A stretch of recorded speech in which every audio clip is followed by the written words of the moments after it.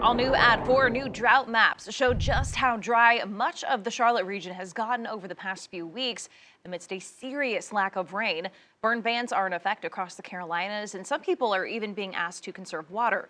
Meteorologist Andrew Reitman joins us now from our Pinpoint Weather Center. Yeah, and Andrew, what do these maps tell us exactly? Well, it tells us what we've been knowing now for the past few weeks is that we continue to see hardly any rainfall across the Carolinas, and the drought conditions just continue to expand and get worse across the region. Now we're seeing this growing area of extreme, the second highest here in terms of drought conditions developing here right along the North and South Carolina border, because we didn't really see much in the rainfall. Even the showers that we saw over the weekend, 9/100ths of an inch of rain here in Charlotte. We average 11/100ths of an inch of rain every single day during the month of November. So we still need a lot more rainfall and just not going to be seeing much in the way of wet weather over the next few days. And as we keep talking about how dry this fall has been, we have only seen just under 2 inches of rain since the start of September. We're more than 6.5 inches below average. For the year, actually, we're only just slightly under an inch below where we should be. It really just highlights over the last 3 to 4 months what that can do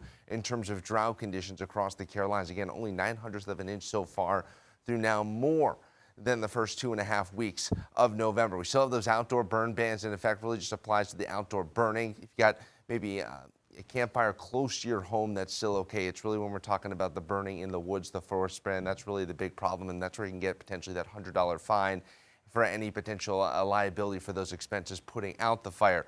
Drought monitor across the entire United States. It's really bad as you get down into southern portions of Mississippi and Louisiana. We were talking earlier in the fall about basically the saltwater wedge working its way up the Mississippi. The Army Corps of Engineers actually had to do some mitigation efforts. And then also, just checking this out, earlier in the year, we saw basically those drought conditions across the center part of the country. We're watching it basically spread eastward as we've been going through the past 6 months here. Now it's really focused across the southeastern portion of the United States. And hopefully, since we have an El Nino, as we go into the winter months, we're likely going to see an above average winter in terms of precipitation. I know Tara has some potentially good news with those drought conditions coming up with your full forecast in just a little bit.